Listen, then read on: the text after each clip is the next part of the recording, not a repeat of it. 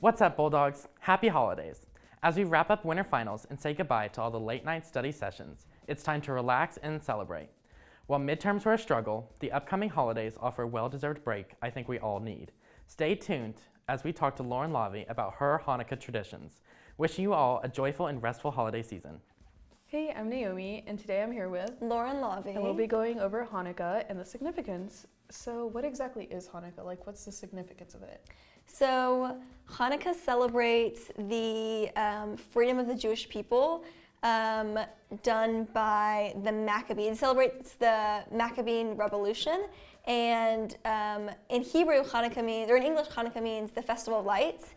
And we celebrate the oil that was supposed to last one day, ended up lasting 8 after the destruction of the Second Temple and the rebuilding of the Second Temple. I kind of did some research, but not. No, it all starts like, okay, so basically there's 3 Maccabee brothers, but the only important one is Judah Maccabee, born in, I'm trying to remember, there's a song for it, and he born a long time ago in a city called Modim.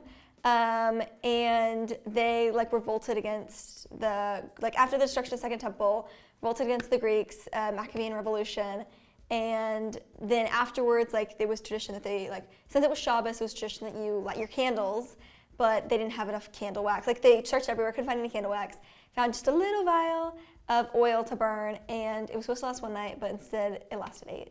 So when does it start? Does it start on a different day each year? So, one second, I gotta make sure. So Hanukkah actually begins on the 25th of Kislev, and then it ends on the 2nd or the 3rd of Tevet, which are not months that we're familiar with.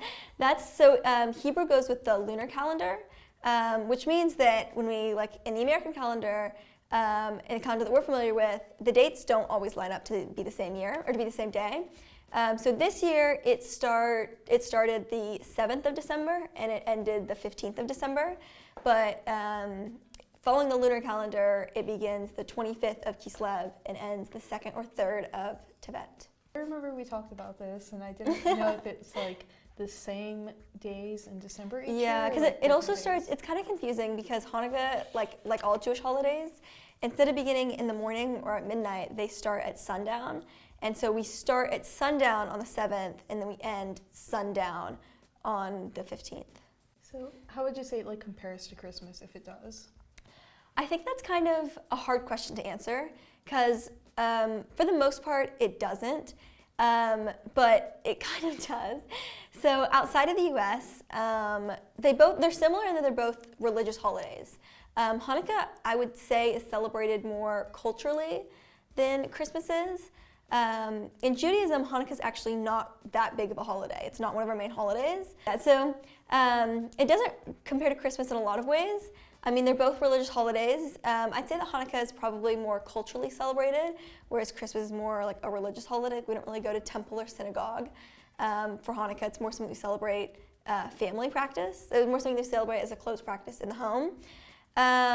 But in America and a lot of other majority Christian countries, Jewish families started the tradition of giving menorot, or gifts, to their kids as a way of kind of just because it aligns around the same time as Christmas, as a way of making sure that their kids don't feel left out. But in Israel or other or a lot of other countries, they don't really give gifts. Okay, so traditionally, not really. You're not really supposed to give gifts on Hanukkah. But in America, like we kind of talked about, in America, kids do receive gifts. Typically, it's different in every family, but typically the way that I've seen it done, the way that we practice, is that you get one gift a night, or gifts each night, so it's kind of staggered out. So sometimes, for some families, you get more, just because you have 8 days. But for some families, you get equal or less, because it's the same amount of gifts that a family would get on Christmas, just distributed out onto 8 days. So what is a dreidel? Okay. I don't know if I'm pronouncing that right. But no, you are. Yeah. Dreidels are one of my favorite things about Hanukkah. I love dreidels. So the historical significance of dreidels are that we're talking about how the Jews became free, the celebration of Hanukkah is the Jews becoming free. Under Greek control, the Jews were not allowed to freely practice Judaism.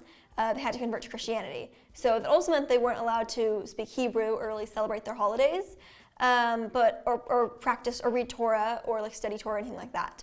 So Jewish families would hide and they would study like Torah in secret.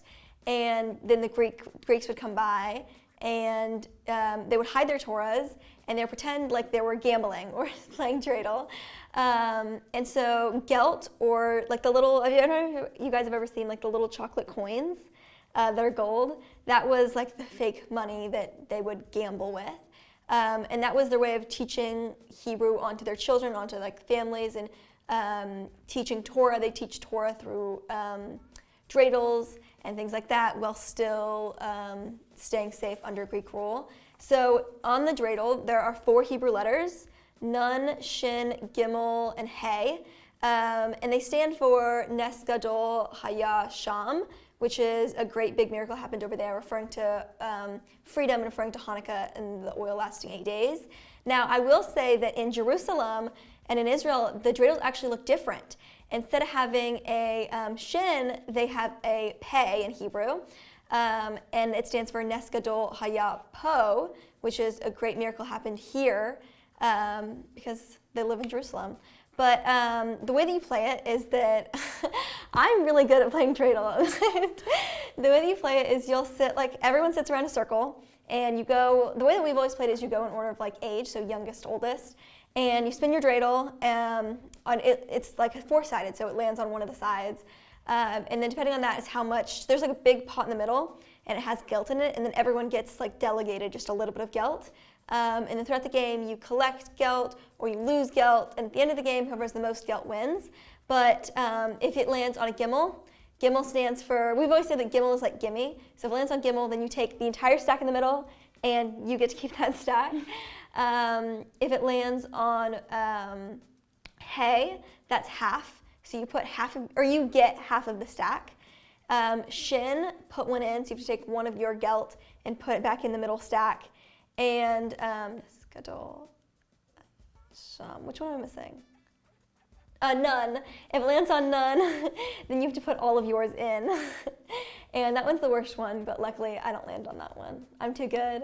Lauren, she's a winner. What can I say? Okay, and lastly, what is the correct pronunciation for Hanukkah, or how is it like correctly spelled? So since it's a Hebrew word, in the US we say Hanukkah, but more traditionally it's Hanukkah, with a little like ch at the beginning. But because of that, like, how do you spell it? So it kind of differs. I argue with my sister on the correct spelling of it, but so I spell it Chanukkah,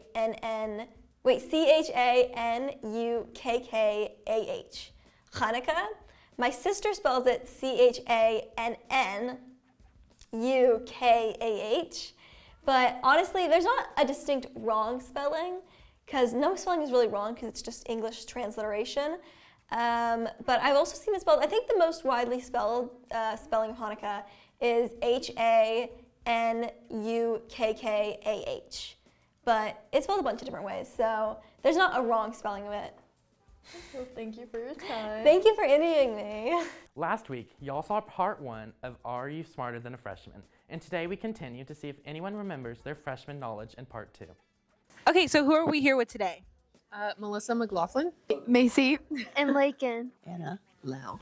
Anna Lau, one of our librarians. Okay, so your first question is, what is a calorie? It's a measure of, the stuff you eat, I think, isn't it? Okay, yeah, you're correct. Unit of measurement. Okay. Um. Okay. What is a calorie? Like in food? Yeah. It makes it. Calorie is Something that makes you something that's unhealthy in food that you want less of. Okay, that's not exactly what it is, but I love, the thought process there. Next is, what is a prepositional phrase? It has starts with a preposition, like to, for, There we go. That was really, really good. Okay. You guys are rude. I thought this was about memorial or additional phrase goes in parentheses, right? You put it in parentheses when you're editing. Help me, give me a hint. From or to? Okay. Yes. Yeah. Yes. And it's like its own thing. It could be its own thing. That's why you put it in parentheses, right? When you're Okay. I can't really tell if that one's to, from, about, under, no? You're giving really good examples. You're giving really good example. examples. So we'll call that correct. Prepositional phrase. Mm-hmm. Are those like for and but yet so? There we go. There we go. There we go. We haven't gotten a lot of students get that correct. Good so job. Yay. You're a queen for that. Okay. Who wrote the Cherokee alphabet? Well, it's the man Sequoia.